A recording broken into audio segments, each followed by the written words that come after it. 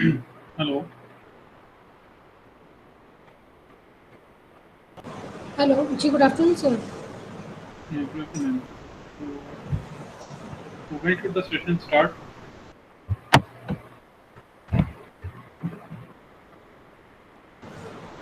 Hello, good afternoon, sir. Yeah, good afternoon.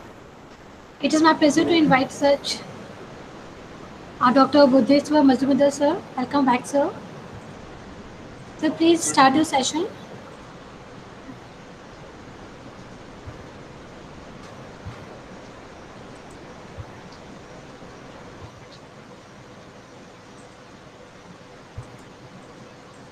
Good afternoon, everybody. I hope I am audible to everybody. So, thank you for having me for this session. Ji sir, Uh, so thank you. basically, uh, so basically, the topic that was given that I was supposed to give was regarding what is meant by a P2P networking. Okay, how does a Bitcoin or a blockchain exhibits the property of P2P networking, and then certain other aspects of Bitcoin such as proof of stakes or your proof of work, okay, and what is meant by mining. So basically, what I thought is that basically all these terms, all these terms come under the umbrella of decentralization. Okay? So the question that arises is, how does Bitcoin achieve decentralization? Okay. So in this lecture, we'll see that how a Bitcoin achieves decentralization. Uh, Before starting, I would like to make one point is that that there is no that there is no system in the world which exhibits only decentralization. Okay, there will be certain aspects of a system which exhibits certain properties of centralization as well. Okay, so no system in the world exhibits a pure decentralized system. Okay, so to start with, how does a Bitcoin achieve decentralization? So basically, there are two aspects to it. First is there is a set of technical methods which we'll soon see. So that set of technical methods is called the distributed consensus. So basically, in a Bitcoin system, the core computation is computed is done by a set of computers or nodes. Okay, and to validate a transaction, they need to have consensus between them. Okay, so this mechanism is called distributed consensus, and it is exhibited in a decentralized fashion. So this is one of the most major technical method that is exhibited in Bitcoin or any blockchain system. So, and in addition to this, there are certain other clever incentive engineering. Okay, so we'll come to this aspect of clever incentive engineering in the in later slides. So to start with, first we'll see what are the present days some of the present day decentralized systems. So first is an internet. Okay, so internet started in the decade of 1990s, and before internet there were two systems. First it was the AOLs, and AOL is the company, and there was another company called CompuServe. So these two companies had their information services that had quite a lot of features that were similar to internet. Okay, but they were kind of a walled garden alternatives. So walled garden means there were certain predefined set of rules on which the web clients had to adopt at that time. And then the internet came up. Okay, so internet was a was a famously decentralized system because the system of web clients and the system of web servers it is presented in a decentralized way. Okay, and over the years from the 1990s right from 1985, okay, internet has competed with both these information services, and later on it has emerged as the winner. The second example is an email. Okay, so the email system is basically a decentralized system. How? Because over here there is a sender of an email message, and there is a recipient. Okay, and it is executed through the SMTP protocol. That is a simple mail transfer protocol, and it is an open standard. Okay, but over the years, the email system. has faced competition with certain person-to-person communication online. For instance, Facebook messaging or LinkedIn mails. Okay? So LinkedIn mails and Facebook messages, they are basically person-to-person communications or P2P you can say. But emails are basically are decentralized systems. And over the years, still email has emerged as the winner because all official communications, email is the standard medium over here. Okay, so one thing over here we see is that in internet as well as in email there are certain aspects that remain centralized. Okay, so we can say that decentralization is not all or nothing. Okay, that means you cannot have a system which is solely decentralized. You cannot have a system in which there is no decentralization. Okay, so that implies means whenever you have a system of networks or your system comprising of computation nodes, both decentralization as well as centralization features will be there. Okay, so Bitcoin protocol is decentralized. Okay, basically the communication protocol in Bitcoin is decentralized, but there are certain services like Bitcoin exchanges which may be centralized or decentralized for, according to varying degrees. Means whenever Bitcoin exchanges occur among different nodes, okay, so it so that that the implementation of that system, it happens through a centralized or a decentralized fashion. So one thing, may I request? There's a lot of noise coming in. So can one of the recipients mute their speakers? वही लोग गलत ना हो पूरी निकाल ली पूरी आदत की टोटल 33 है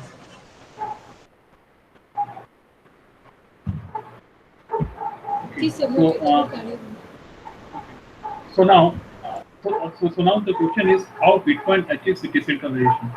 Okay, for this we need to answer the following set of questions. First is who maintains a ledger of transactions. Okay, so in the last few lectures you may have come across the notion of an open or a distributed ledger. Okay, so the question over here is who maintains the ledger of transactions.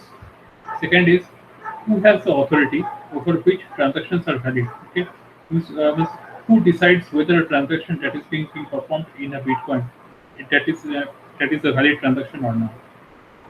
Third is who creates new Bitcoins. Okay, if new Bitcoins are required to be pumped into the system, who creates those Bitcoins? Okay, so these are the three major questions which addresses this how this Bitcoin achieves this decentralization. And the remaining two questions, which I will not focus in this lecture, is who determines how the rules of the system change. Okay? For instance, this Bitcoin this started at around the year 2009, and over a period of years, over say every 2 or 4 years, the rules of the system change. Okay? So basically, the rules are determined by certain aspects. For instance, in the last lecture, in the previous lecture, I mentioned that there is a notion called puzzle solving. Okay, a miner or a node who participates in Bitcoin, he needs to solve a set of cryptographic puzzles. Okay, the easier for him it gets to solve the puzzles, the rules of the system are changed repeatedly. So we'll see some of the rules that are being changed over a period of years. Okay, and how do bitcoins acquire exchange value? Okay, so for this you can visit any internet document. So over there you can see like how the bitcoins acquire exchange value. So predominantly in this lecture we'll see we try to address the first three questions. Okay. So, so first we'll see that how Bitcoin aspects, how the centralization and the decentralization aspects are accommodated into a Bitcoin system. So first is that when that for any Bitcoin system or any blockchain system, we need an efficient, cost-effective, reliable, and secure system for conducting and recording financial transactions. Okay, that conducting means this means whenever there is a financial transaction that is going on from one node to another node, that communication of financial transaction that has to be secured and reliable, as well as cost effective. That means it should not take much time for this financial transaction to complete. And further, all these financial transactions should be recorded in a secure way. Okay? Recorded in a secure way means is whenever these financial transactions are stored, okay, those records should not be accessible to any malicious user or unauthorized users. So, so basically, so here first we'll see that a P2P network or a peer-to-peer network is almost purely decentralized. How? So basically, in a Bitcoin, anybody can run a Bitcoin node, and there is a fairly low barrier to entry. So fairly low barrier to entry means this to enter a Bitcoin network. What you need is basically a power, okay, an infinite amount of power, and a computer or a laptop, okay, to perform a certain set of computations. Okay, so that's why this is the statement. Anybody can run a Bitcoin node, but uh, so what you need to do for this to run a Bitcoin node, you need to go online and download a Bitcoin client. Okay, and then your system is treated as a node. Okay, so a system is basically a PC or a laptop. But the but the major headache that comes is in performing this Bitcoin mining. Okay, so basically the Bitcoin mining is open to anybody, but it requires a high capital cost. Okay, so we'll see why the capital cost requirement is high. Capital cost requirement means you need to have a very large computation power. Okay, for instance, you need to have terabytes of RAM. Okay, and your processing speed need to be maximum. So basically, what happens is that often major players they usually have such high capabilities of computing, and over the period of years, it has been seen that this requirement that is the requirement of a high capital cost, it has led to the the mechanism of high centralization, of high degree of centralization. That means even though the Bitcoin computation, the system of nodes is basically distributed or decentralized, but the power to compute that remains within only few hands. Okay, so even though the system is decentralized, okay, there are certain features which exhibit centralization or concentration of computation power.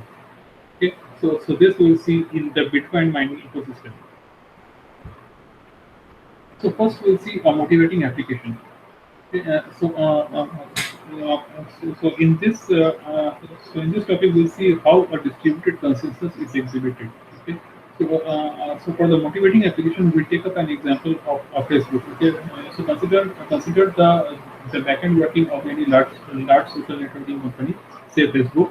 Okay, so basically, what does the Facebook has? Okay, Facebook or any large social networking company, it comprises the systems comprise thousands of servers, okay, and again they form a massive distributed database, okay, that records all actions. Okay, so whenever you put a like to a certain post, or when you create a certain post, basically any changes to anybody's account, that has to be updated across. So basically, there are thousands of servers across different geographical locations around the world, and anybody, okay, and all those servers should have the same copy of the database that of the Facebook. That means any user when he posts a certain thing, or he puts a like to a certain anybody else's post, that all these changes have to be reflected in across all the servers at the same time. So that's why this point comes that each piece of information must be recorded on several different nodes, and all these nodes and all these servers must be in synchronization about overall state of the system. For instance, at this point of time, okay, all the Facebook servers are in sync with each other. That means whenever an update happens across a particular server, that server updates all other neighboring servers of the changes that happens across that node. So implications of distributed consensus basically reach far beyond this application. Okay, so that is what is meant by distributed consensus. That means whenever a change is accepted in a particular node, that is reflected to all the neighboring nodes in the network. So basically, such a system can be used to build a distributed DNS. Okay, so what is it? So what is meant by a DNS? A DNS means a domain name system. Okay, so basically, domain name system is basically a mapping between human understandable domain names. For instance, www.gmail.com. Okay, so it is a human understandable domain name. But all these domain names need to be mapped to the corresponding IP addresses of the corresponding web servers. Okay, so this mapping between the domain names to the IP addresses, this is being done via this DNS. Okay, so a distributed DNS can be implemented using this distributed consensus. Okay. So I will come to the definition of distributed consensus. What is meant by a distributed consensus? So first we saw what is mean what is so first we saw a motivating application for this. Coming to the definition of a distributed consensus. So basically, in a distributed consensus, consider a system that comprises each node has an input value. Okay. What is an input value? Input value means any transaction. In terms of Bitcoin, an input value means any transaction that is being done by a user. Okay, suppose a user performs a transaction. Suppose a user transfers a certain set of cryptocurrencies. So that user needs to inform a particular node that I want to transfer certain n number of cryptocurrencies to a person too. Okay, so this is taken as an input value. So, at a particular amount of time, at a particular instance of time, consider there are n nodes where each node has an input value, and some of these nodes, okay, can be faulty, or it can or they can be malicious. Okay, faulty means they are not performing the computations legitimately, or malicious means they have been made faulty by by, uh, by some malicious agent. Okay. So a distributed consensus protocol restores the following properties. First, that this protocol terminates all the honest nodes in the agreement. They with all the honest nodes they agree on a particular value. Okay, that means whenever suppose whenever I am making a transaction from my account to a person whose account. So first the nodes will check that whether my account has a sufficient balance or not. Okay, so whenever any transaction is happening, okay, the nodes first compute whether a person has a sufficient balance in the account or not. Okay, and so all the nodes must agree to a certain must agree on a common value, and this value must have been generated by an honest node. Okay, that means this value is basically the input value, and this input value must go to the honest node, and this honest node it proposes this value, and all other honest nodes in the system, they need to agree that okay, yeah, this is a correct transaction, and that should be added to the blockchain. So this is the definition of a consensus protocol. Okay, so when the consensus protocol to consider a particular instance of a distributed consensus. For instance, Alice, so in our previous lecture, we saw an example of a Goku coin in which Goku created a coin and he passed on that coin to Alice. Okay. And now Alice wants to buy a commodity over online from a person named Bob. Okay. So to purchase that commodity from Bob, what does Alice needs to do? Alice needs to pay. So Alice, what does she do? She she signs a document that you need to pay that pay this many number of cryptocurrencies to Bob. Okay. So this is basically the hash pointer, and to Bob means it refers to his public key. So basically this document is being sent by Alice to the computing network. So this network is basically a P2P network which comprises of nodes that validate that whether this transaction would be is a valid transaction or not. Okay. So Alice broadcasts a transaction to all Bitcoin nodes in this P2P network, okay, to pay to Bob. Okay, so it is not necessary for the Bob to be present within this network. Even if Bob is not within this network, okay, he will be eventually informed that certain number of cryptocurrencies have been credited to his account. Okay, so Bob may be there within this network, or he may not be there. So the question is, on what decision the nodes in the network might reach a consensus in the network. Okay, so so uh, so based on which factors the nodes in the network might reach a consensus. Okay, how do they validate? So the nodes must agree on which transactions were broadcast and the order of transactions. Okay, so many a times it happens that although Alice has broadcasted this message to the entire network, okay, but as all these nodes lie in different geographical areas of the Earth, this message may take different amounts of time to arrive at different nodes. Okay, so so the nodes first must agree on which transactions were broadcast. For instance, if now it is the time, it is 2:20 p.m. in the afternoon, and Alice has sent this message. Okay, so by 2:25, okay, if this message has been received by a good number of nodes, computing nodes in this P2P network, then then those nodes decide to keep that, okay, this transaction should be considered as a valid transaction for as a candidate for validating. Okay, and basically similar to Alice, there may be other users also who may be performing transactions over this network. So basically, the order of the transactions, that is, in which order these transactions are arriving at the network nodes. Okay, that also needs to be verified between the nodes. Okay, the network latency can lead to out of order arrival of each of these transactions at different nodes. So this is one more problem. So basically this results in the creation of a single global ledger of the system.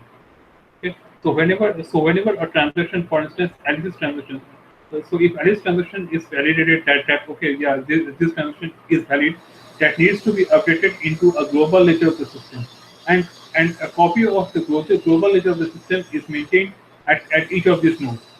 Okay, so the that's how the single global ledger needs to be in sync in between all the nodes of the system. So basically, the nodes need to reach consensus on a block by block basis. Okay?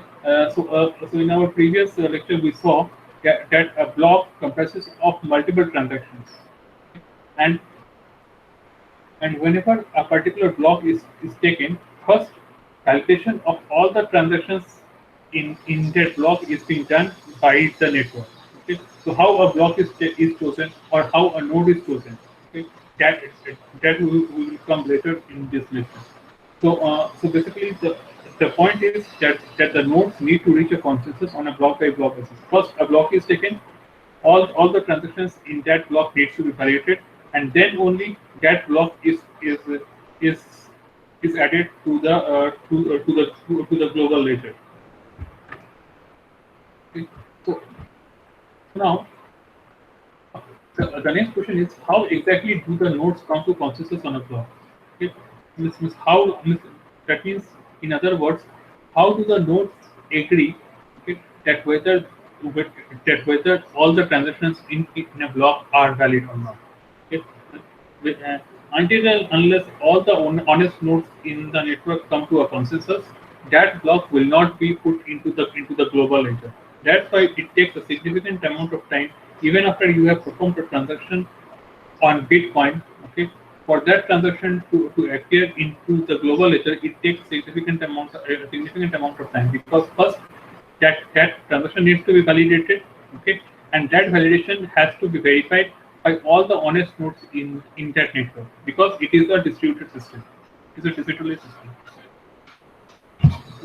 So at regular time intervals, each node proposes its outstanding transaction code to be a candidate for the next block. Okay, so basically at regular time intervals, okay, With every node, it broadcasts that okay, I have this block of transactions, okay, and I have this set of transactions which form candidate for the next block. Okay, and they need to be polled, and then a particular node is chosen at each amount of time. Okay, so that will come in the later slides. So basically, nodes basically execute a consensus protocol. Each node's input is its own block. Okay, so every node puts in its own block, and all these blocks are being validated. So this results in the creation of a single global ledger system. Okay. So, so the nodes need to reach a consensus on a block-by-block basis. So the next question is on what decision the nodes in the network might reach a consensus in the network. Okay.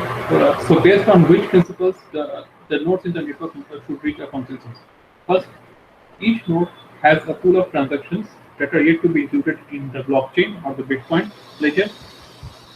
The consensus has basically whenever there is a pool of transactions with each node, that means those transactions have still not been validated, or those transactions have still this consensus has not reached for such transactions. So each node can have a minimally different versions of outstanding transaction code. Okay, so basically, the question is why? Okay, why there are different versions of outstanding transaction code? The response is that the P2P network is not perfect because of the network latency. Okay, due to the network latency, for instance, in this diagram, okay, the Alice has broadcasted a message that okay, I want to pay this much amount to Bob. So this message may reach certain number of nodes earlier, okay, but to some other nodes, depending upon the diameter of the network, okay, some messages may reach those set of nodes much later. So that's why at a certain point of time there will be different versions of the outstanding transaction pool. Okay, because this P2P network, any P2P network, any large P2P network that is distributed over multiple geographical areas, it is not perfect. Okay, some nodes may have heard about transaction while others may not. Okay, there may be certain nodes to which this message even have not arrived. So the next question is how exactly do nodes come to a consensus for a block? At regular intervals, every node proposes its outstanding pool to be the next block. The nodes execute some consensus protocol. Each node inputs its own proposed block. Okay. But in this, some nodes may be honest and some nodes may be malicious. Okay. So the malicious nodes, what do? They usually put invalid transitions into the block. So as the intention can be anything. The intention can be denial of service. For instance, if you pump a large number of invalid transactions, okay, then the set of valid transactions to settle or to validate those valid transactions, it would take a large amount of it, and that is basically a denial of service tag. Okay. So some nodes may be honest, whereas some nodes may be malicious. If a consensus protocol succeeds, a valid block is selected as the output. Okay. So whenever the consensus protocol among the set of the nodes succeeds, okay, a, a valid block is being chosen and it is being added to the global ledger. So basically, what are the issues with this approach? Okay, whenever you go through this distributed consensus, okay, so we have seen that there can be issues that, for instance, a certain transaction message may not reach to a node. Certain transaction message may reach a certain set of nodes much later, okay, as compared to certain other set of nodes. Okay. So there are multiple issues with this approach. First, the consensus in general is a very hard problem. Why? Because some nodes might crash while performing computations. We'll see that why it is very computation intensive. Basically, some nodes which have low computation power, they might crash. Some other may be outright malicious. Okay, so malicious nodes may try to inject false or invalid transactions. Okay, which make this job hard of reaching a particular consensus. So network is highly imperfect. In peer-to-peer systems, not all node pairs may be connected. Okay? This we observed earlier as well. So, and the presence of faults due to poor internet connectivity. So there may be geographical regions in which the internet connectivity is poor, okay, and hence presence there is a high probability of uh, of occurrence of faults in if a node exists in such geographical areas. So consensus protocol for which all nodes must participate is not possible. Okay, it's, this, this, this consensus protocol means in which all the nodes should participate or must participate is not possible. So a majority of the nodes can participate, but not all. So large latency, so the system or the network involves large latency as nodes are distributed all over the internet or distributed geographical areas, multiple geographical areas. Obstacles to reach consensus. Okay, what are the different obstacles to reach a consensus? So this we are discussing entirely over the issues of a of peer-to-peer network. So what are the different obstacles to reach a consensus? Consensus. What is consensus over here? Consensus to validate a particular transaction. First, as we saw imperfections in the network, okay, that can be a large latency in the network or repeated node crashings across the network, and there may be deliberate attempt by some nodes to subvert the process. Okay, there may be a certain process of validating a transaction run. Okay, and there may be some nodes who may try to sabotage that transactions. Okay, it is highly possible that one node does not like the does not want another node to be successful. Okay? Uh, whenever a block gets validated, the respective node whose block gets validated, that node wins a certain reward. That we will come in the later slides. Consequence of large latency, no notion of global time. Okay, so there is basically no global time because as the computing nodes uh, are distributed over multiple geographical areas, there is no notion of a global time.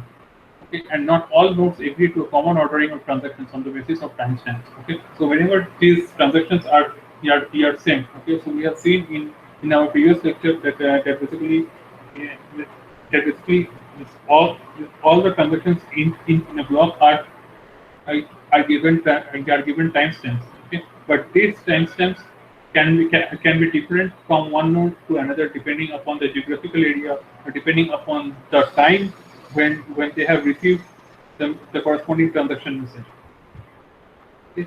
So and basically consensus protocol cannot contain instructions. That is, the node that sends first message in step one must do X in step two. Okay, because because this is this is basically arbitrary. Why? Because the node that sent the first message, it is very hard to define which node had sent the first message because the first message that is being received by different nodes, okay, that may be different. Okay, so that means this instruction is not valid for all the nodes in the network. So all these conditions uh, make this consensus job, that is this distributed consensus job, much harder. Okay, so some of the critical issues of consensus protocol. So first is presence of multiple impossibility results. Okay, so what does it mean? It means that there is basically there is no global time notion. Okay, and this lack of global time, it heavily constrains the set of the algorithms for consensus protocol. Okay? So basically, consensus protocol they involve the notion of time synchronization. Okay, and it's all these algorithms involve the time synchronization, and in absence of any global time, okay, the constraints are much harder for these algorithms to solve. An impossibility result, that is the Byzantine generals problem. Okay, so we'll visit what is meant by a Byzantine generals problem. Okay, so this is one of the impossibility result that needs to be addressed by a Bitcoin or a blockchain system. So what is this Byzantine general problem? First, basically we have the notion of a Byzantine army, and in this Byzantine army there are many generals who command a certain set of troops or a certain set of soldiers. Okay, so basically that set of soldiers or troops is called a division.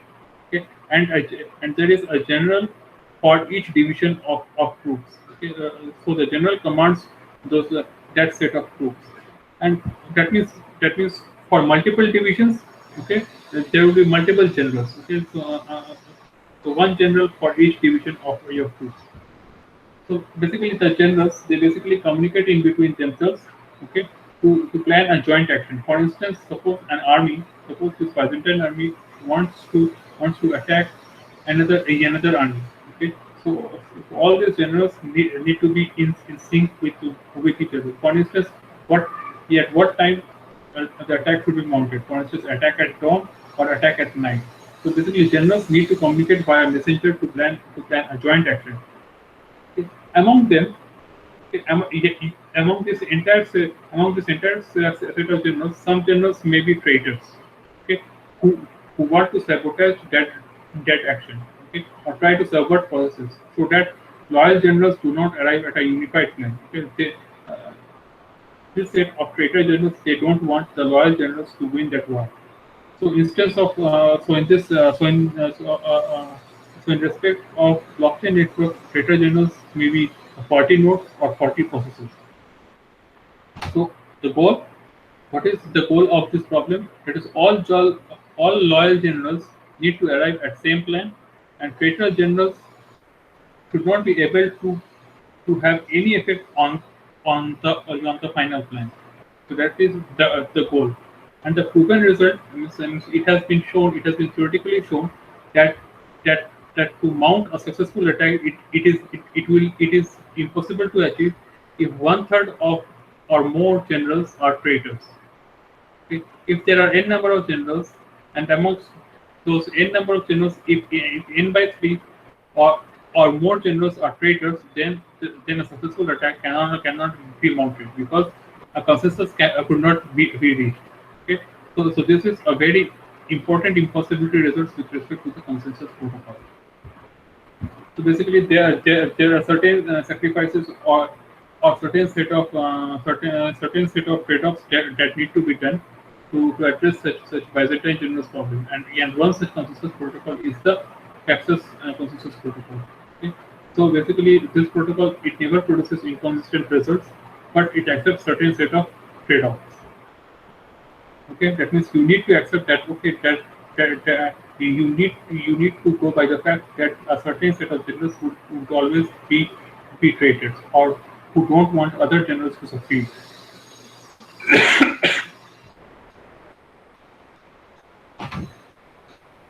So consensus in Bitcoin it is much better in practice than what we thought. So basically, Bitcoin it basically breaks traditional assumptions. Basically all theoretical, basically all impossibility results. For instance, this Byzantine general model, all such problems they are proven for only specific models. But results concerned with more about the model than distributed consensus. But none of these models they take into the account of this distributed consensus. So how the Bitcoin solves problems in such distributed consensus protocol? So this is a big question now. How do you address this distributed consensus protocol in a Bitcoin system?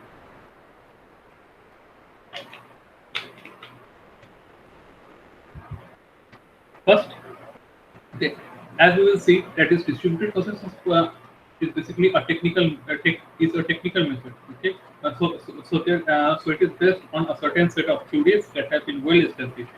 But in addition to distributed consensus, there is an idea of incentives. Okay, so it is called the incentive, or it is kind of a, or you can say that it is a case of clever engineering. So this is quite novel for distributed consensus protocol with respect to the Bitcoin. Okay, so basically this idea of incentives this beats certain impossibility results for Bitcoin. So this idea of incentives it basically involves currencies. Okay, it can incentivize nodes to act honestly. Okay, if there are certain nodes who act honestly, they can be rewarded, okay, for their honest work. Okay, so Bitcoin solves issues in specific context of currency system. Okay, as the Bitcoin has this notion of having this cryptocurrency or monetary or some monetary value with respect to a particular transaction.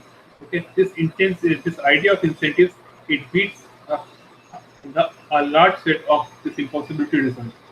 Okay, and helps solve certain problems in distributed consensus protocol.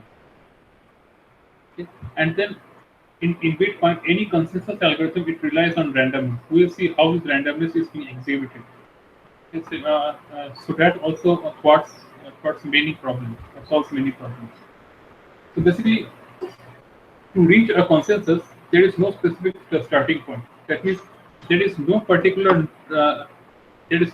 node which acts as a starting point for consensus. So there is no starting point, there is no ending point. Okay? The starting point is chosen purely randomly. Okay, and we will see that that which node becomes a starting point. It basically depends upon the computation power. We'll see how. So probability that a genuine block to match consensus, it increases over time.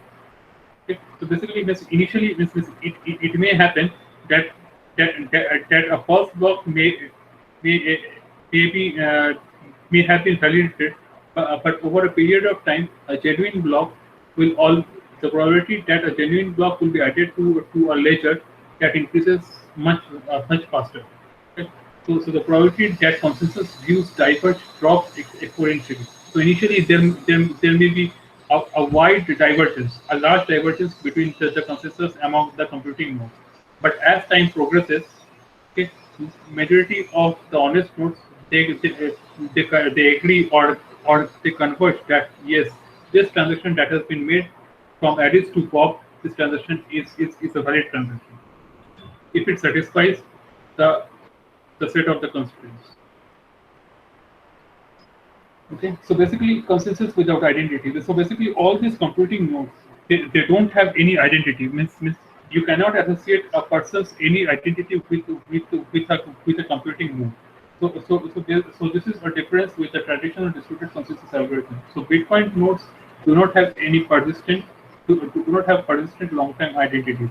That means it is not necessary that a Bitcoin node should be there for for for longer time periods. Okay, you can be a Bitcoin node for 1 day, or you can be a Bitcoin node for 2 days. Okay, there is no such time bound. Okay, again whenever and whenever you form a candidate to be a Bitcoin node, there is no personal identity involved in that network.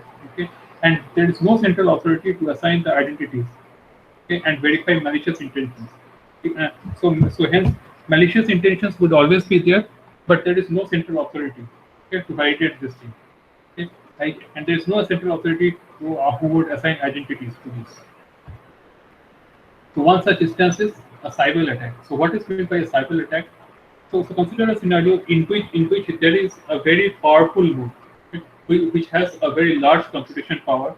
So what he can do is that he can reduce his own computation power, and he would break up his large computing node to a set of multiple small nodes. Okay, and each of those small nodes would become would become his representative for this set of Bitcoin nodes. That means one malicious node, it leads to the generation of multiple malicious nodes.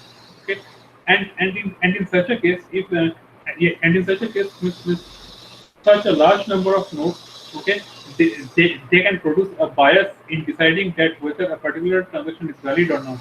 It can happen that an invalid transaction can also be validated if a computing node can have a 51% share among all the computing nodes across the network. Okay.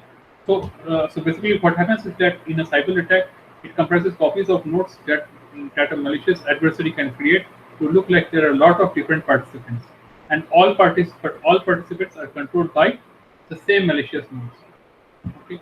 and random token ID. Okay, random token ID or random identity are being generated for the randomly chosen node, and this token generation and this distribution algorithm is sufficiently smart to assign same token ID for all Sybil nodes.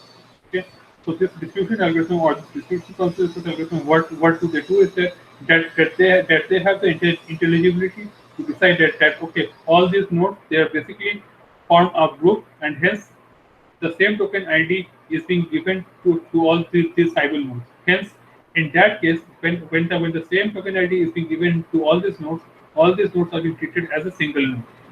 Hence, the Sybil attack can be thwarted in this way. Okay? So this distributed generation algorithm, it has intelligibility. Okay? What it can do is that it can trace back the set of the set of the transactions that this set of nodes has done, and if there is a major overlap between the set of transactions for all these nodes, then all these nodes are being labeled with the same token ID. Okay, so this implicit consensus, so basically it exhibits implicit consensus, so random node selection. So basically in the distributed consensus protocol, it involves multiple rounds, and each round corresponds to a different block in the blockchain. So basically in each round a random node is selected. Okay, basically this was initially done, but now this random node selection is being this selection is in fact not there. Okay, but it was there earlier. So in each round, a random node is selected, and this node gets to propose the next block in the chain. Okay, so basically this a random node is chosen, and that node it proposes the next block in the chain. So, but there is no consensus algorithm for selecting a block. Okay, which block would be chosen first? There is no such consensus algorithm, and there is no voting as well. Okay, a node is randomly chosen. Okay, and the block that node represents, that is chosen for validation. So this chosen node unilaterally proposes what the next block in the blockchain will be. Okay, other nodes implicitly accept or reject that block. Okay, so implicitly accept or reject means this is the case of validating that whether that block comprises even if one transaction in that block is invalid, then they will reject that block. Okay. So for a block to be accepted, all the transactions in that block needs to be valid transactions. Okay. Again, all those transactions need to be validated first before accepting that block. So if nodes accept a block, they will signal their acceptance by extending the blockchain, including the accepted block. Okay. So whenever a block is accepted, so what the system will do, so nodes will extend that ledger or extend that blockchain with the accepted block. Whereas if the nodes reject a block, they will extend the chain by ignoring that block and building on it and building on top of whichever the previous block that they accepted. Okay. So if there is any other block that has been accepted at that time, then that valid block will be added. And the present invalid block would be rejected. So assumption. So basically the so here we come to the Bitcoin consensus algorithm. So here I just simplify the steps over here. So basically the assumption is that the system has the ability to select a random node in a manner that is not vulnerable to Sybil attack. Okay, that means the probability that multiple nodes, the multiple malicious nodes would be there, it is very less. So the algorithm steps is first, the new transactions are broadcasted to all the nodes in the network. Okay. If there is a set of new transactions, all the transactions are broadcasted. Each node collects new transactions into a block. In each round, a random node gets to broadcast its block. Okay. So basically, a random node is chosen, and that node broadcasts its own block. That means it displays that it broadcasts to the entire network that okay, I have this many transactions. Okay, so this is the block that needs to be validated. So you guys go and validate this block. Okay, so other nodes accept the block only if all the transactions in it are valid. That means you have unspent. That means you have unspent money or unspent cryptocurrencies in your account, and if you have valid signatures. Okay, and the nodes express their acceptance of the block by including it in the hash of the next block that they create. Okay, so So if a transaction is validated, then that transaction is incorporated into the next block that would be added to the global ledger. So stealing bitcoins. So now the question is, can a malicious adversary subvert such a consensus algorithm? Okay, so the question that means, can Alice simply steal bitcoins belonging to another user at an address that she cannot control? That means, can Alice steal bitcoins from a different computing node on which she has no control? The answer is simply no.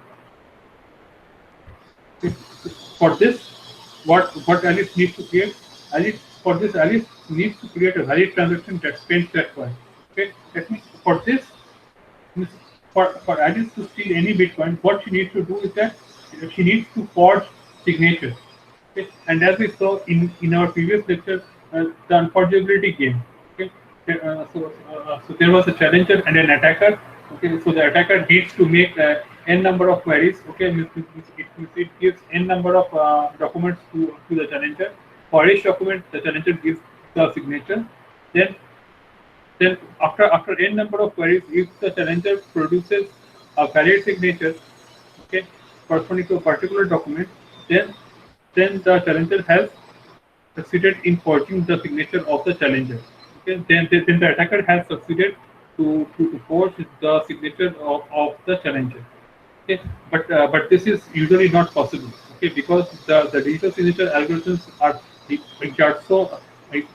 so concrete. Okay, so they are basically based on elliptic or digital signature algorithms. So for Alice, it is very hard to force the owner's signature.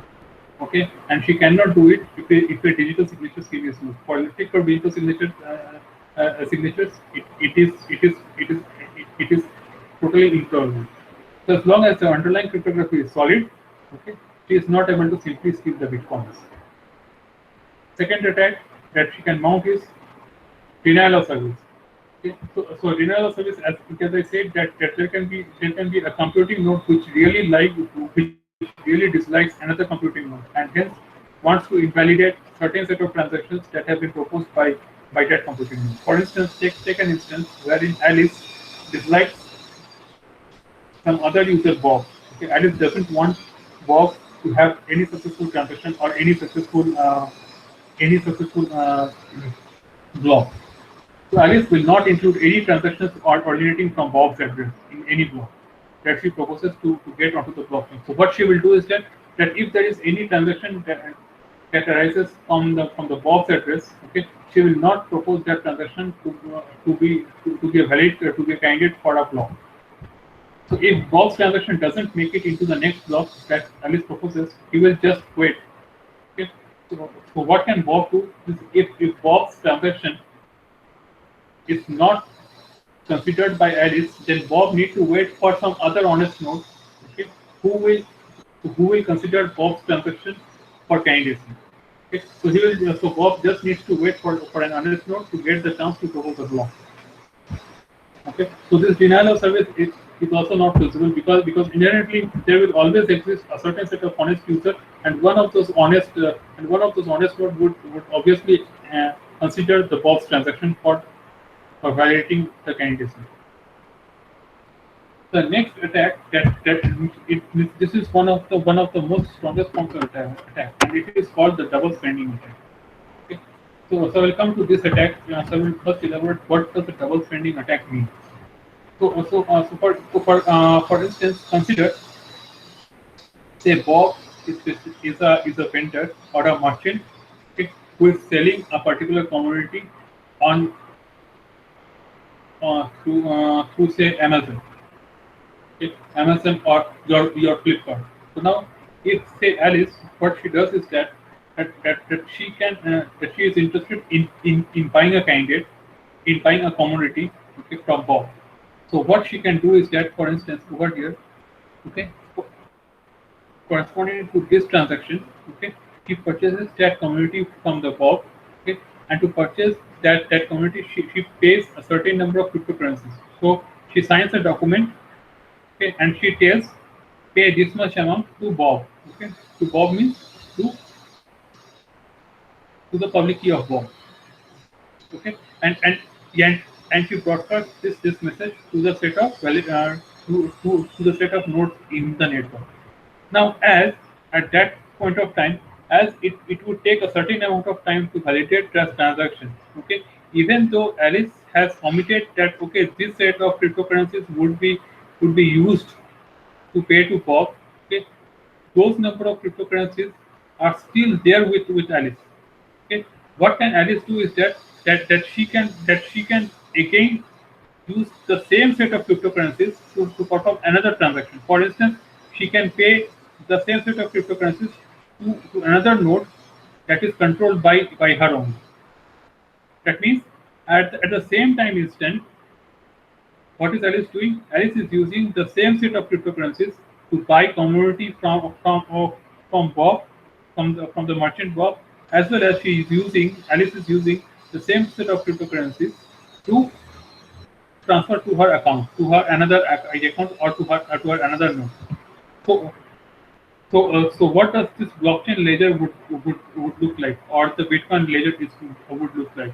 So whenever this transaction becomes a candidate, okay, or you consider say in this case, what happens is that this transaction is being signed by A, and she pays to herself actually. It's pay to public key of A. Okay, your A dash, or A dash may be just a mirror of it.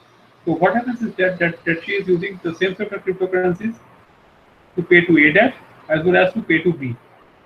Okay, and it may happen that this transaction message may not have reached to the set of the nodes who would validate this transaction.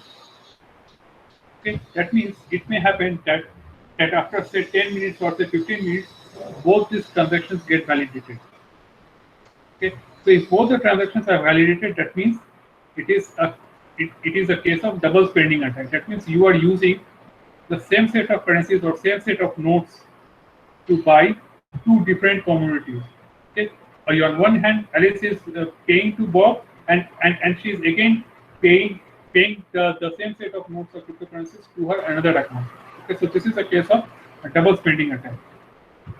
Okay, so basically in this blockchain, what you see is that when these are validated, so whenever a block is created, a hash pointer to the previous block is being assigned. So this was the previous transaction that was invalidated, or the previous block that was validated by the network, and now both these blocks are validated, and hence they point both their hash pointers to the previous transactions in this case.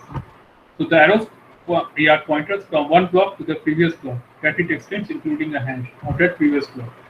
So CA is used to denote the coin or the cryptocurrency that is owned by Alice. So she is using CA, the same set of cryptocurrencies, to pay to Bob as well as to her other needs. So this is a double spending attack. Okay, so from the Bob's perspective, okay, how does it look like? Okay, how does Bob sees? So the Bob sees like this. So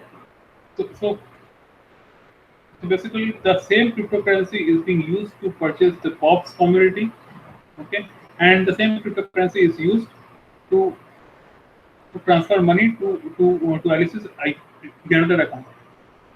So this is what Alice's double spending attempt looks to Bob. Okay, in order to protect himself from this attack, Bob should wait.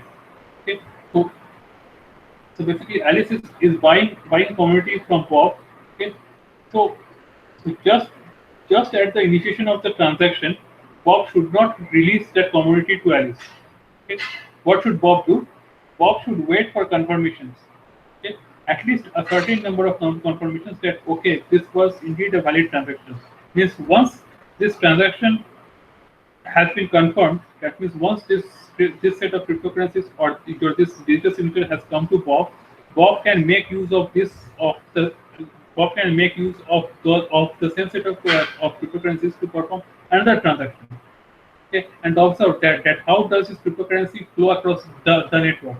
So if the chain of blockchain, so if the length of the chain corresponding to this transaction, it increases rapidly over a certain amount of time as compared to this.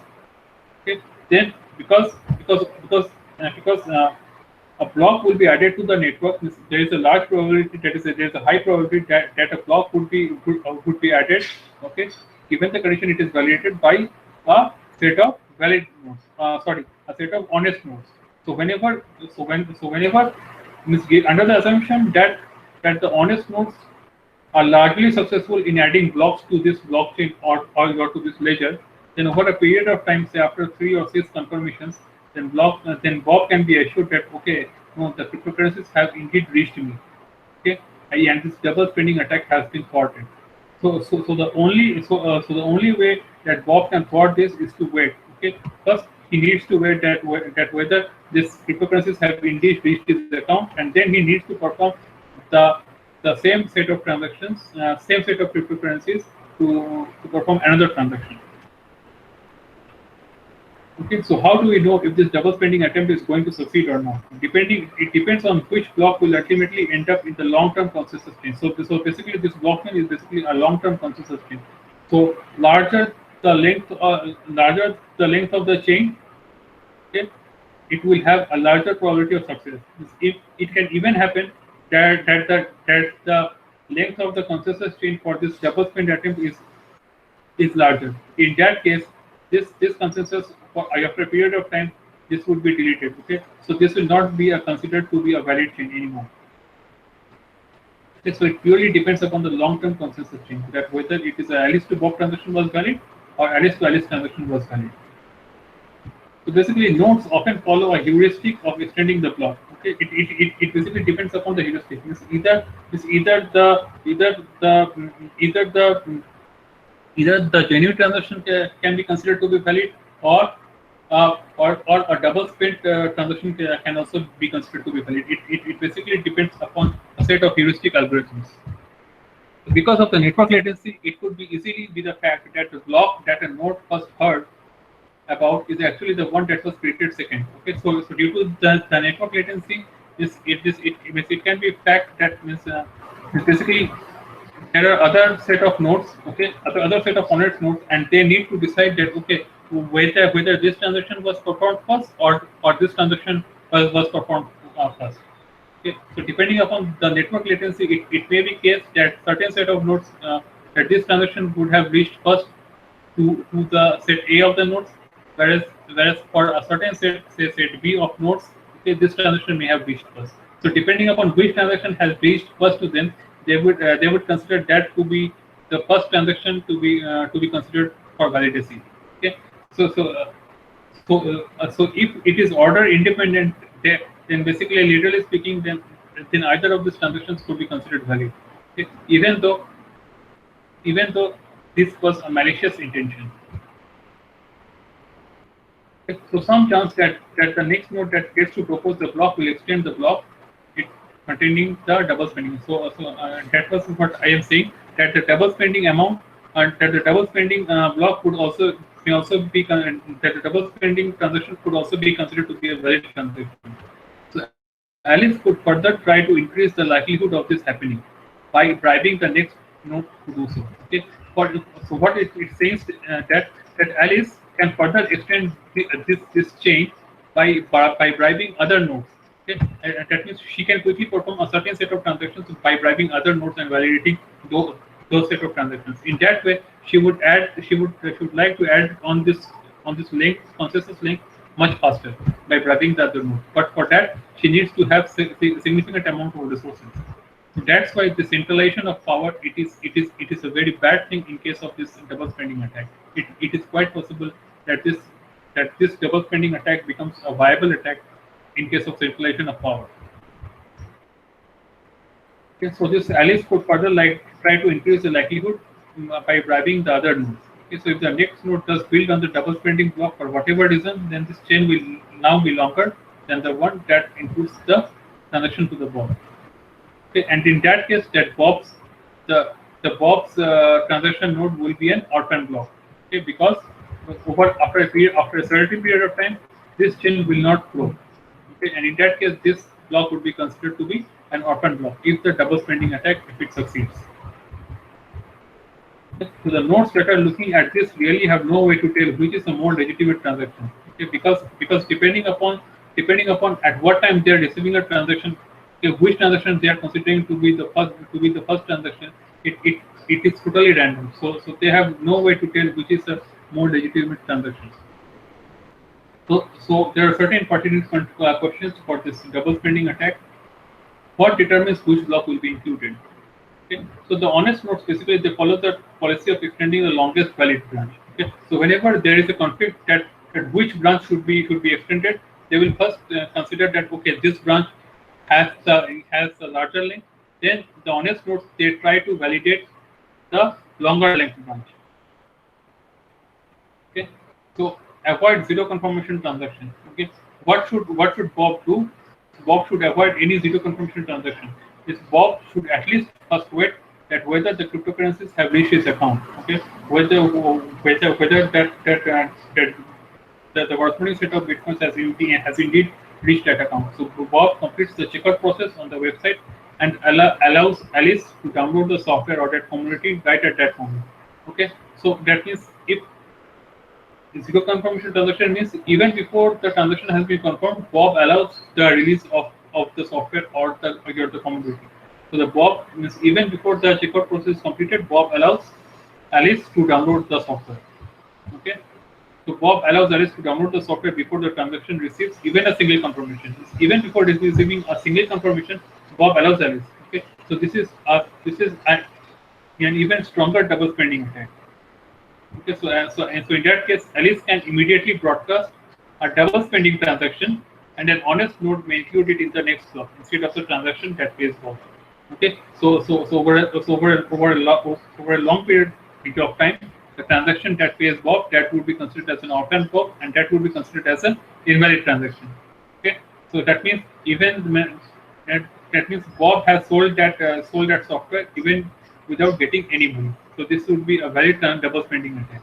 So Bob needs to avoid zero confirmation transaction. That means Bob first needs to get the confirmation that indeed the set of cryptocurrencies have come into his account, and then only he should release the community or the software. So this is from the merchant's perspective. So how to prevent double spending attack? A cautious merchant would not release the software to Alice even after the transaction was included in one block. Okay? So even if the transaction was concluded as a valid transaction, he should wait. Bob should wait. Okay. So if Bob sees that Alice successfully launches a double spending attack, he realizes that the block containing the Alice payment to him has been orphaned. He should abandon the transaction and not let Alice download the software. Okay. That means at the moment Bob sees that his transaction block has been orphaned, he should abort that transaction. Okay, and should not allow Alice to download the software. That means Bob should allow for a certain n number of transactions corresponding to his payment to be valid.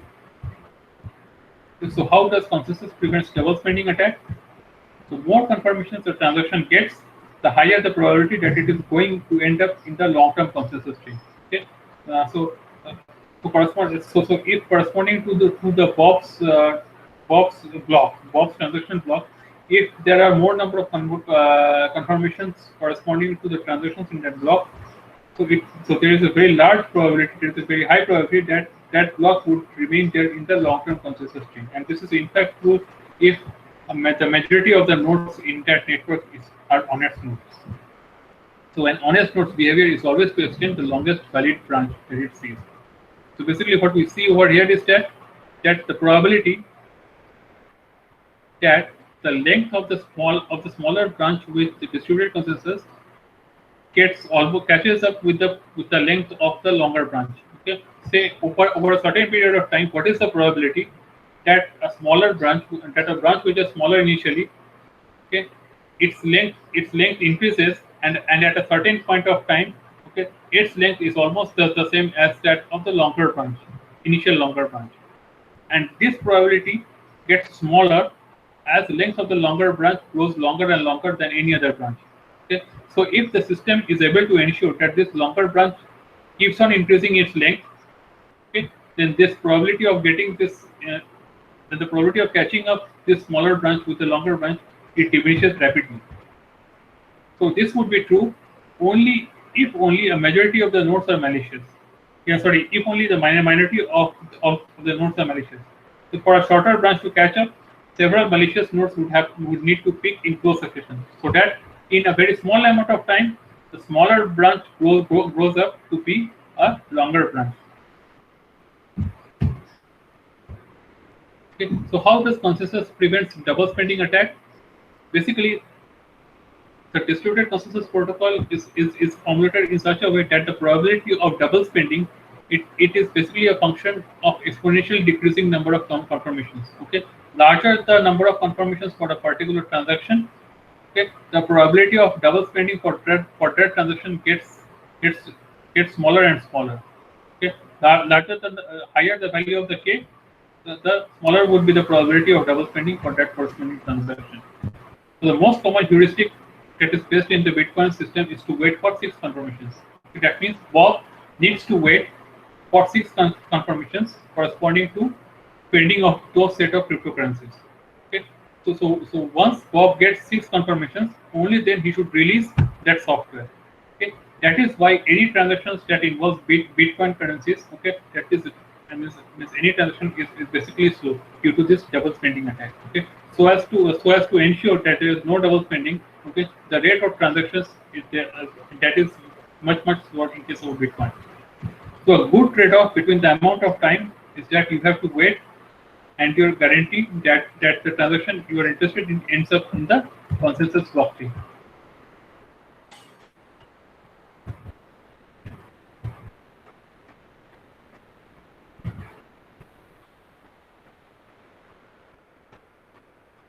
Protection against double spending is purely by consensus. So protection against, so that means the protection by double spending is purely by consensus. So some observations or recap we see. So protection against invalid transactions is basically cryptographic, is entirely cryptographic. If a node attempts to include a cryptographically invalid transaction, the only reason that transaction would not end up in the long-term consensus chain is because the majority of the nodes are honest. Okay, as this under the assumption that the majority of the nodes in the network are honest.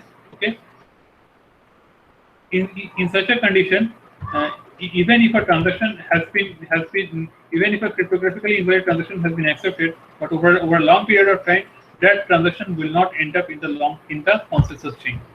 Okay, in that case, it will be a high probability that such invalid transactions would end up in orphaned blocks. Okay, so here in this case, in case of a Bitcoin transaction, you are never 100% sure that a transaction that you are interested in is on the consensus branch or not.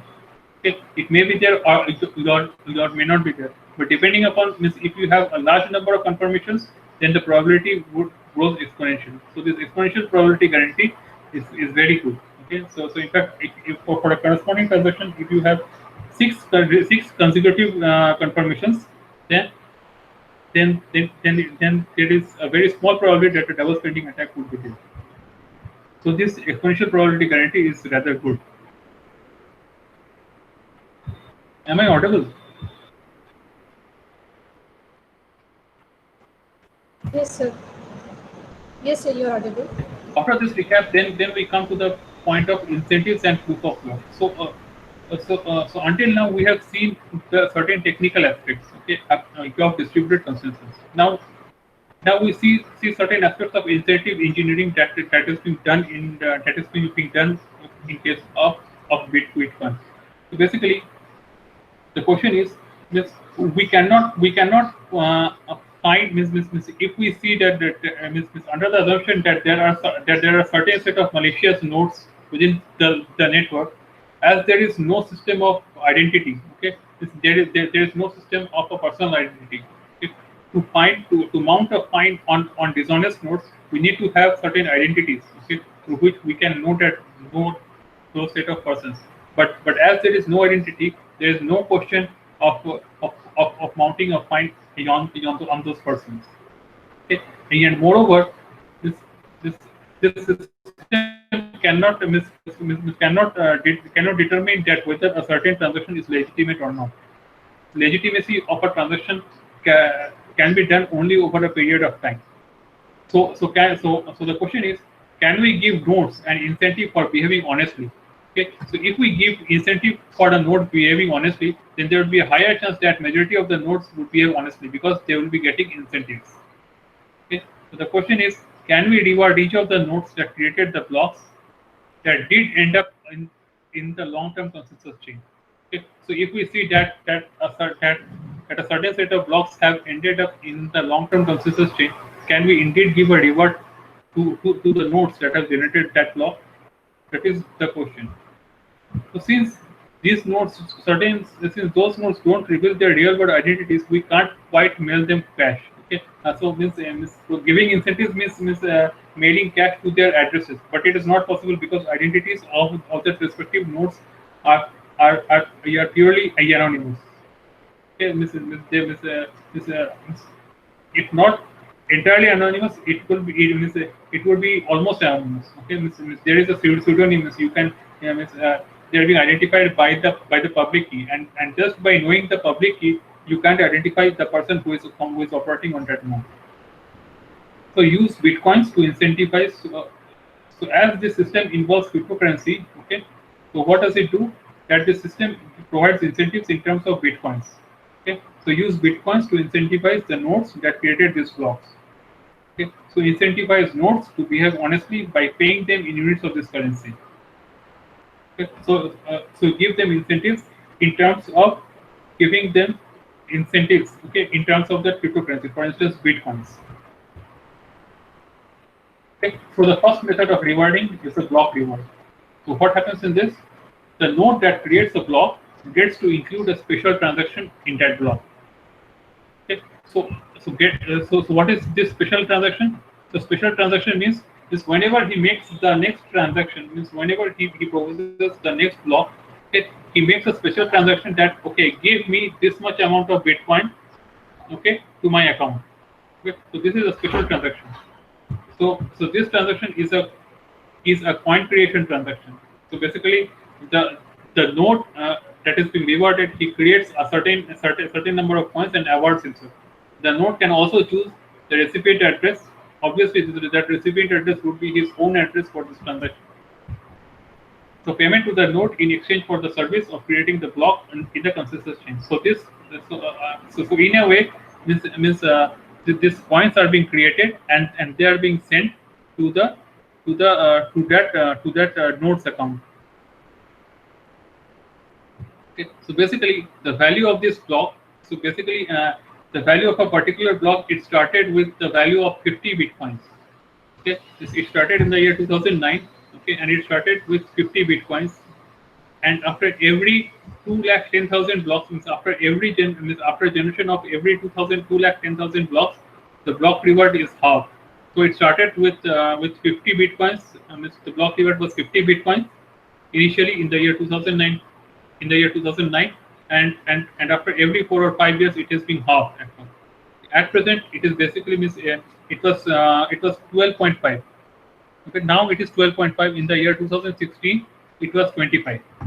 Okay, so whenever a node uh, becomes successful in adding a particular block, then he rewards himself with 12.5 bitcoins.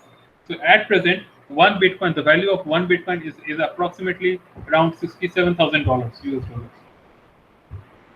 So if most of the network is following the longest valid branch rule, it incentivizes all the nodes to continue to follow that rule. Okay, that means if most of the network is following the longest valid branch rule, that means in that longest valid branch, okay, the blocks which have generated each of those nodes in that longest valid branch, each of those nodes would be rewarded, okay, in the longer amount of time. So it incentivizes all the nodes to continue to follow that rule. That means to follow that longest chain rule, okay, it rewards. Bitcoins in circulation. So basically this is a plot. So it started in the year 2009, okay, and the total number of bitcoins that is in circulation, okay, the slope has been decreasing because the number of bitcoins that is being rewarded, okay, that keeps on decreasing over the number of years. Okay, so the block reward is cut in half with every 4 years. This limits the supply of bitcoins to 21 million. Second method of avoiding is the transaction fees. Okay, so the creator of any transaction can choose to make the total value of transaction outputs less than the total value of inputs. So whenever he creates a transaction, okay, he generates a transaction fee. So whoever creates the block that first puts the transaction into the block gets to collect the difference, which acts as a transaction fee. So it is mandatory for users to include the transaction fees in order to get a reasonable quality of service. Okay? That means if I want to send a certain amount of money to somebody, or you're buying a commodity, or buying a software, then I need to pay these transaction fees. Okay? And these transaction fees would be taken up as a reward by a node who validates that transaction. Coming to the mining and the proof of work. So what happens is that the Bitcoin approximates a selection of a random node by instead selecting nodes in proportion to a resource. So what happens is that in Bitcoin is which nodes are being selected as the candidates who would validate a transaction. This can be a function of the resource. Okay, if a computing node has a large number of resources, that means he has a very high processing power. Okay? He has an uninterpretable power supply, or he has a large amount of, or if he has a large amount of memory. Okay, then those nodes are usually favored. So this is called the proof of work. So if the resource is computing power, then the system is called the proof of work system. Okay, so that means if the nodes which have a large computing power, if those nodes are favored to form the candidate nodes, then that is called the proof of work. Okay. Now instead of computing power, so now what is being recently seen is that this power requirement, or the electricity requirement, has grown many folds. Okay, that means now it is being observed that after the next 3-4 years, only nuclear power energy would be able to support the required computation power. Okay. Hence, in that case, now the concept has moved from proof of work to proof of stake. So if the resource is ownership of currency, the system is the proof of stake system. Okay, so if the resource is the ownership of currency, the system is the proof of stake system. So now it is gradually moving from the proof of work to proof of stake. That means if I have a large number of cryptocurrencies, then the probability of me getting selected as a valid node would be much higher. So we are allowing, so the Bitcoin system, it allows nodes to compete with each other by using their computing power. So this will result in nodes automatically being picked in that proportion. Okay, only those nodes would be picked which have either large computing power or which have a large ownership of currency. That means they were largely successful in validating transactions in the past. Okay, so what this renders is that basically that means giving priority to the nodes which have larger resources. It basically makes the job of creating new identities much harder. Okay, so basically in the present system, this proof of work is achieved by solving the hash puzzles. So hash puzzles, we have seen that hash puzzles, the cryptographic hash puzzles are basically very hard. Okay, so solving such cryptographic hash puzzles, it requires an enormous amount of computing power, because you need to guess the hash input. Okay, because you need to guess the input so that the hash output falls within a certain range. Okay, so there is no way in which you can select an input. There is no algorithm to select an input for which the corresponding output falls within a certain output range. So Bitcoin achieves this proof of work using the hash puzzles. So as solving these cryptographic hash puzzles are much harder, hence the candidates who compete between themselves to solve these hash puzzles. Okay, so this solving these hash puzzles is achieved through this proof of work. That means candidates should have a large computing power to solve those hash puzzles. So this is the instance of mining. So this is the mining challenge. So the Bitcoin mining, it is nothing but the puzzle solving. So what is that puzzle? So the puzzle is that in order to create a block, okay, for a node, if a node wants to be successful to create a block, okay, and why does he want to create a block? Because if he is successful in creating a block, he will be rewarded. Okay, he or she will be rewarded. So in order to create a block, the node that proposes the block is required to find a number. So that node needs to solve this puzzle.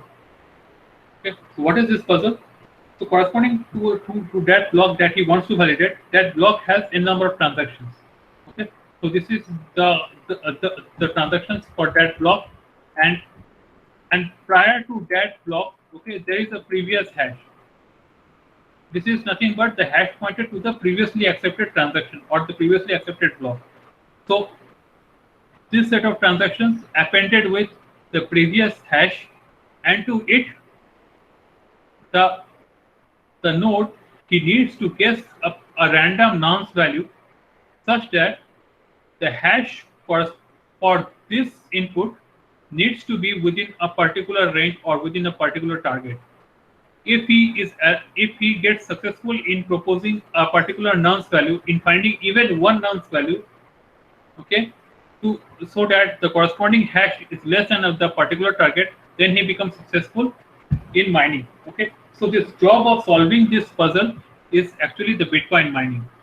Okay, but there is no algorithm. Okay, the nodes there is no existing algorithm to find a nonce which satisfies this condition. That means he needs to perform a brute force search on these nonce values. Okay, so basically with starting from 2009, okay, over the number of years, this puzzle solving have become harder and harder because the nonce space, that is the number of hashes that it needs to solve, it has grown over the years. So Bitcoin makes it moderately difficult to find a nonce that satisfies this required property. Okay? And over the years, the computing power required to solve these hash puzzles, they have grown by many bounds. Okay? One such instance is that if H satisfies this puzzle friendliness property, then the only way to succeed in solving these hash puzzles is to try enough nonces. Okay, he needs to brute force, means he needs to pick one nonce. He needs to put that nonce value into as input. Means he needs to append that nonce with the previous hash and the corresponding set of transactions to this hash value, and need to observe that whether the output of that hash function is less than the target or not. Okay, so he needs to make distributed queries to the hash. Okay, and this H satisfies hash friendliness property if the number of guesses that is required, it becomes exponential. Means at present, it is of the order of 10 to the power 24 hashes. Means if you are able to perform, if you are able to compute 10 to the power 24 hashes, okay, then after 10 to the power 24 hashes, the probability that you can satisfy this condition, it becomes significantly high. Okay? But to perform 10 to the power 24 queries in a small amount of time, say 10 minutes, it is basically beyond great. You need to have very large supercomputing powers. Okay, so if this target space, okay, so if this target space or means there is a hash output space, and if this target space is basically less than 1%, okay, you need to have this 100 nonces.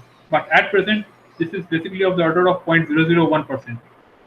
Okay, that means you need to perform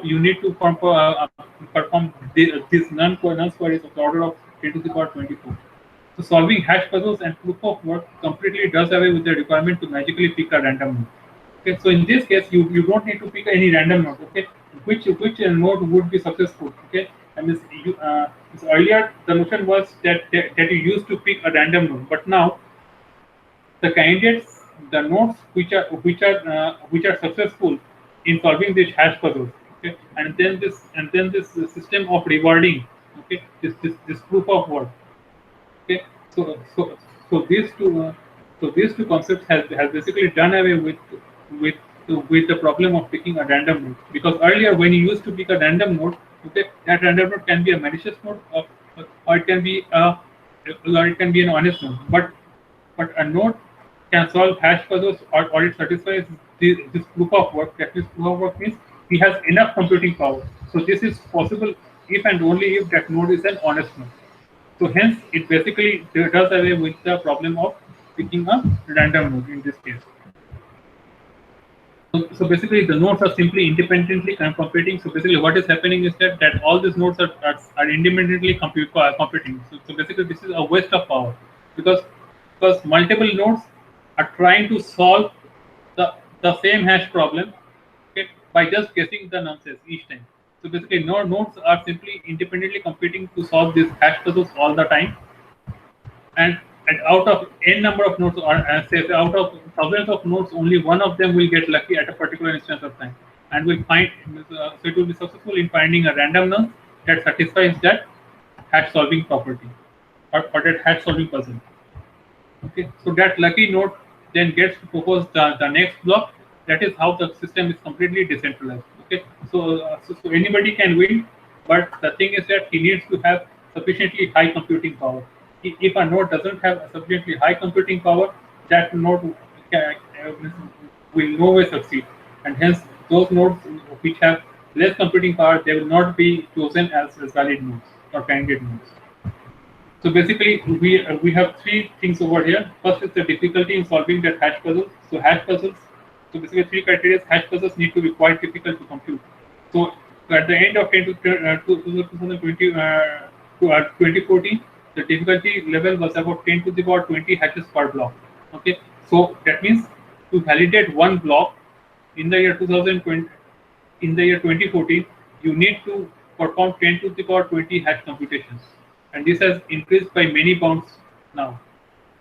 Okay. So this process of repeatedly trying and solving these hash puzzles is known as Bitcoin mining.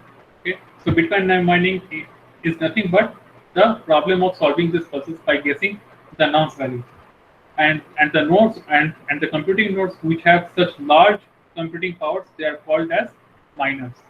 So it is and basically there is this parameterizable cost or target. That means over a period of years, this target is gradually reduced. That means when you reduce the range of the target, that means the probability of solving this hash puzzles, it becomes harder over the period of years as you reduce this target. So that is why this target is basically parameterizable. That means it can change over time. So even if it takes a node on average 10 to the power 20 attempts to find a node that makes the block hash fall below the target, okay, that nonce must be published as part of the block. Okay, that means there is no problem of your verification, because once a node succeeds in finding a nonce, that nonce should be published to the entire network. Okay, once the remaining nodes it gets that nonce from the candidate node, they will validate, okay, that when they receive that nonce, what they will do, they will put that nonce value to this same equation and will see that whether indeed that nonce satisfies this equation or not. If that nonce satisfies this condition, then a global consensus is reached. So this is where the consensus or distributed consensus is reached in a Bitcoin network. Okay, the block that the node that succeeds in finding that nonce, okay, that is a successful node, and to establish that it is successful, it needs to broadcast this nonce value to all the remaining nodes in the network. So the remaining nodes, when they obtain this nonce, they will put that nonce value into this hash input, and they will check that whether the corresponding hash output satisfies this inequation or not, whether that output is less than this pre-mentioned target value or not. If it is less than a target, then they validate, and hence the consensus is reached that okay, that this transaction is a valid transaction that have been performed. Okay. So at present, the current difficulty level, so it was so this is corresponding to the year 2016. So at present, the block reward is basically 12.5 bitcoins. Okay, and there and this is of the order of almost 10 to the power 25 hashes for each block. So basically, the question is it profitable to mine? It depends upon that. If the mining reward is better than the mining cost, then it is profitable to mine. But this condition depends upon the computation of this. The mining reward is basically the sum of the block reward plus the transaction fees that is being obtained from that block. Okay, if a block gets validated, then all the transactions in that block, there will be fees for each of those transactions. Okay, so you compute the total transaction fees and the reward corresponding to that block. So the sum would be the mining reward. But to get that mining reward, that miner has to invest this much of mining cost. That means first there is the hardware cost. That means he needs to have large computing power. But then there are certain operating costs, for instance, electricity bills and cooling. Because for large supercomputers or for high performance computing, he needs to maintain such facilities. Hence, there are electricity costs, there are cooling costs that are there. So if this cost is lesser than the mining reward, and if the miner is able to bear this mining cost, then certainly it is profitable to mine. Okay. So in this lecture, we saw what is meant by the distributed consensus in a peer-to-peer network. What is meant by mining? Okay. What are the notions of proof of stake and proof of work? So hence, we conclude at this point, and my lecture finishes. So if you have any questions, you may please ask.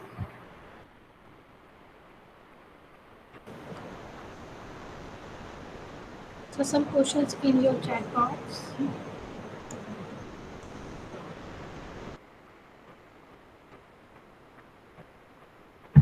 So basically, at present, the government doesn't have, allow to perform any financial transactions using bitcoins. Okay, but there are certain servers, or there are certain companies which basically trade in bitcoin. So one question is that what is the minimum amount we store in bitcoin? So there is no such minimum amount. Basically one bitcoin, the cost of one bitcoin is basically $67,000. Okay, so if you are able to support that much amount of finance, then you can start investing in it. Okay, but of course the thing is that for you to be a miner, you need to, as we saw in this presentation. Okay, and then the next question is how do we convert our money or currency to bitcoins? So basically there are certain set of companies who will basically deal with these bitcoins and certain other cryptocurrencies, so such as Ethereum. So you may consult those companies what is the process for that, and whether the share market can affect the bitcoin. So maybe or maybe not, because bitcoin primarily depends upon the rate at which the valid blocks are being created. Okay, so the bitcoin values, it basically degrades over a period of time. Okay, so presently the block reward is basically 12.5 bitcoin. So I'm not sure that whether indeed the share market can affect. Share market can affect, means depending upon the cost. Depending if there is a link between the share market and the operating cost, then it may affect the bitcoin generation. Certainly.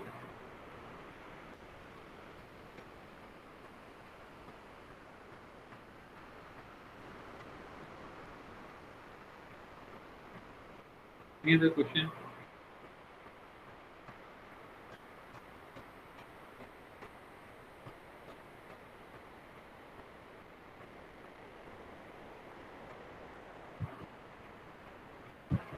So you are not audible. Hello? Yes, sir. Now you are audible. Am I audible? So the question is on your chat box, please. Okay. So I repeat the answers then. Okay. So the first question is that is Bitcoin legal to buy and sell in India? So basically, there are certain set of companies via which you can perform a certain set of transactions using the bitcoins. Okay, there are certain other cryptocurrencies such as Ethereum. So you can there are certain set of companies which deal with it. So I'm not sure that whether but certainly you cannot perform any financial transactions using Bitcoin in India. Okay, so and the next question is that whether share market can affect Bitcoin. Share market can affect Bitcoin depending upon how does the share market affect the operating costs. Okay, if the operating cost if they shoot up, For instance, the electricity, that means that means if you need to spend more behind the electricity and for cooling operations, then of course the value of the Bitcoin would obviously shoot up. Okay, and then what is the minimum amount we store in the Bitcoin? So that is another question. What is the minimum amount we store in Bitcoin? So basically, one Bitcoin value that as I mentioned, that one Bitcoin corresponds to almost $67,000 in the present day. Okay, and for conversion of physical currency or money to Bitcoins, I'm not sure about it. You may need to consult to the corresponding cryptocurrency companies or corporates that deal with such cryptocurrencies. So I'm not sure about that entire procedure. Any other participant? Rosa, have up any questions? No questions. Okay. Thank you, sir. Thank you, sir, for imparting your knowledge to all of us. Thanks to Thank you. all that listen to our guests so well. Thank you, sir.